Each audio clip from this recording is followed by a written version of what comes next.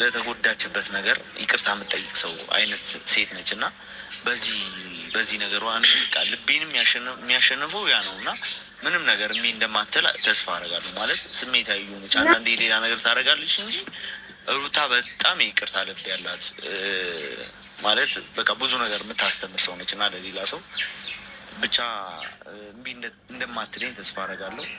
ካልሆነ ደግሞ በቃ ቤቷ ሄዳለሁ። ይጂ ነው ማንኮኮ እንዴ ችግር የለውም። እኔ እኮ አሁን እምቢ ትልሃለች ማለት ሳይሆን በቃ አሁን አስተካክላለሁ ነገሮችን። እሺ ችግር የለም። ያው የመከርሽኝንም ብዙ የተቆጣሽኝንም ብዙ ማስተካከል ሀሳብ ነው ይሄ እንጂ ላትልም ትችላለች። የኔ ሀሳብ ነው። ደስ የሚለኝ ነገር ስለ እህትሽ እንትን ማለት አንተ ስሜታዊ አትሁን፣ ራስህን አረጋጋ። ነገሮች በሰዓትና በጊዜው ውብ ይሆናሉ ብዬ ነው የማስበው። በቃ ይቅርታ ማለት እፈልጋለሁ። ሰላም ሰዎች እንዴት ናችሁ? ደህና ናችሁ ወይ? ዛሬ ደግሞ በደስታና በሩታ እህትነት ይቻለው። አንዳንዴ ግን በጣም የሚገርማችሁ ሁኔታ ማለት ነው የሰው ልጅ ማለት ነው በዚህ አይነት አይደለም ፍቅር መግለጥ ያለብህ፣ በዚህ አይነት አይደለም፣ ሽማግሌም በሚዲያ ላይ አይደለም። እናንተ በቃ ሁሉ ነገር ለሚዲያ ሁሉ ነገር ለገንዘብ ነው የምትሰሩት ማለት ነው። አንተ ሀብታም ብትሆን አንተ ብር ቢኖር ኑሮ ሚዲያ ላይ መጥተህ ይህንን ታሪክ እወዳለሁ፣ የእናንተ እህት በጣም ጥሩ ነች፣ የእናንተ እህት እንደዚህ ነች፣ እህታቸውን ያውቋታል። አንተ ስላልካት አይደለም ሁሉ ሰው ነው የሚያውቃት እና አልፈልግሽም ታሁን በኋላ ብልሃት አይደል እንደሄድከው? ምን አለለማመጥሽም ታሁን በኋላ ብልህ አይደል እንደሄድከው? ስለዚህ እናንተ ለድራማ ነው የመጣችሁ። እህትየዋን ከቡታጀራ ተነስታ አዲስ አበባ የመጣችሁ ለድራማ እንጂ ለማስታረቅ ወይም ለመተራረቅ አይደለም የመጣችሁ ማለት ነው።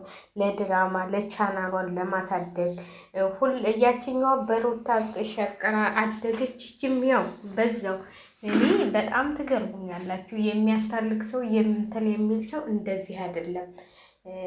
ብዙ ነገር በጣም እየገረመች ነው። እህትየዋ ደግሞ አስመሳይ ማስመሰሏ በቃ አንተ ጥሩ ሰው ነህ፣ እንዳንተ አይነት ሰው አይገኝም።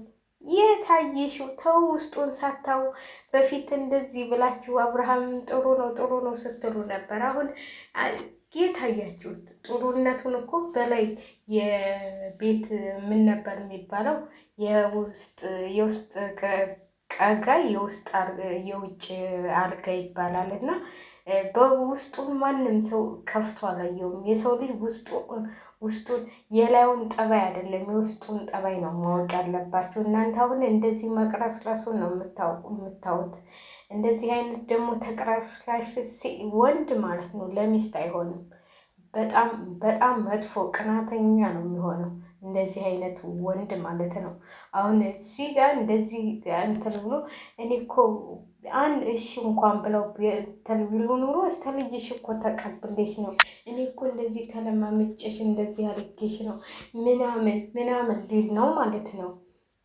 ስለዚህ እንደ የራሷን ውሳኔ ራሷ ህጣን ልጅ አረጋችኋት። እንዲህ በቃ ራሷ ትወስን። ምንድን ነው ይህን ያህል የቤቷ እንኳኩቼ ተዘጋብሃለች። ቤቷ ብመጣ ምን ታመጣለህ? እሷ ታልፈለገች እኮ ግዴታ ከቤቷ መግባት የለብህም፣ ግዴታ ቤቷ መሄድ የለብህም።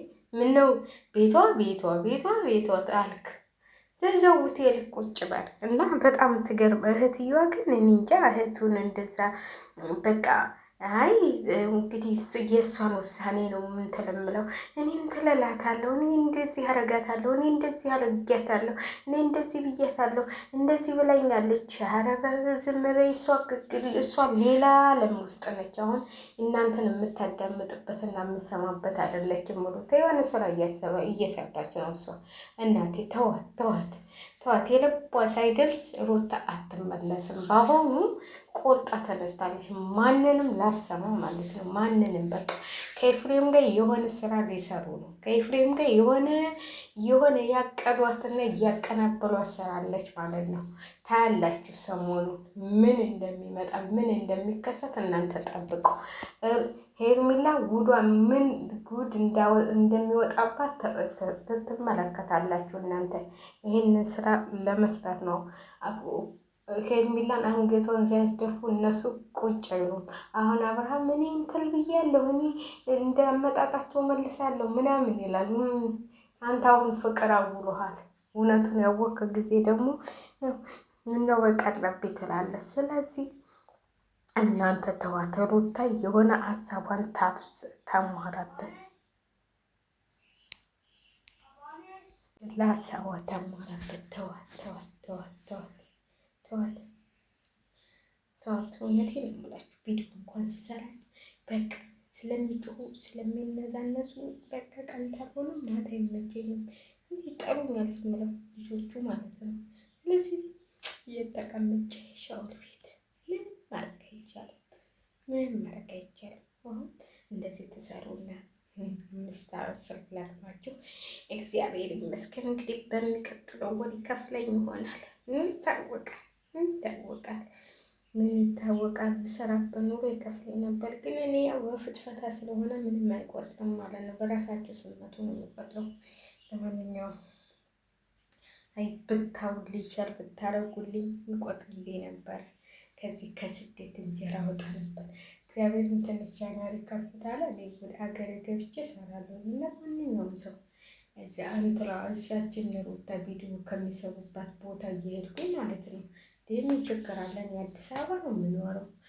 እዛ ጋር እየተሽከረከርኩኝ 4 ኪሎ እየሄድኩኝ ምን እያልኩኝ ለነገሩ ያስገቡን መሳል በ4 ኪሎ። አረ ምን እዛችን ትሯጋ ምኒልክ ትምህርት ቤት ቀዳማዊ ሳይሆን ይህኛው ትምህርት ቤት ማለት ነው። እሱ ጋር የተሰሩት አካባቢዎችን እሱ አካባቢ እየሄዳችሁ ቪዲዮ ቀርጡ ምን ብትሉ